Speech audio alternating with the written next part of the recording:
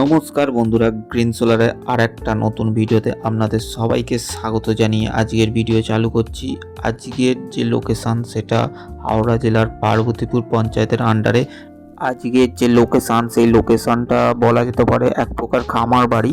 এখানে অনেক রকম চাষাবাস হয়, তার সাথে মাছেরও চাষ হয়। এখানে একটা বড় পুকুর আছে, তার সাথে এখানে প্রচুর আম গাছেরও ব্যবস্থা আছে।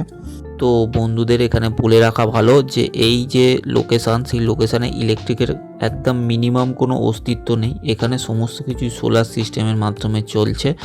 আর এখানে যে আমরা ইনভার্টারটা ইউজ করেছি এক্সাইডের 1100 ইনভার্টার, তার সাথে আমরা এক্সাইড কোম্পানির 4টে 160 ওয়াটের প্যানেল ইনস্টল করেছি।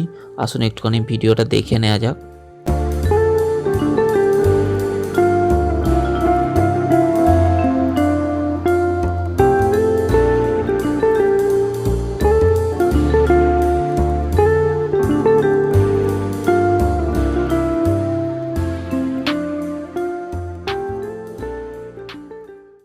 এই প্যানেলগুলো যে আমরা ইউজ করেছি এই লোকেশানে, এইটা 160 ওয়াটের পলি প্যানেল।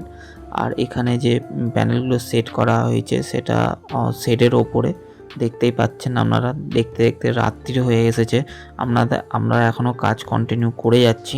এই খামার বাড়িতে কিন্তু প্রতিটা আলো পাখা যাই চলছে সেটা কিন্তু সোলার সিস্টেমের মাধ্যমেই চলছে। এর খানিকটা এই যে আলোটা জ্বলছে এখানেও কিন্তু সেটা সোলারের ইনভার্টারের মাধ্যমেই তো কিন্তু চলছে। আমরা দিনের বেলা যেহেতু চার্জ করে রেখেছিলাম সেই জন্য সমস্যা হয়নি। এই রকম সোলার সিস্টেম যদি বাড়িতে বসাতে চান তাহলে মোটামুটি আপনার একটা 30 থেকে 35 হাজার টাকার খরচা এককালীন হতে পারে। আপনার ফিউচারে সমস্ত বিদ্যুতের বিলও কিন্তু সেভ হতে পারে এর মাধ্যমে।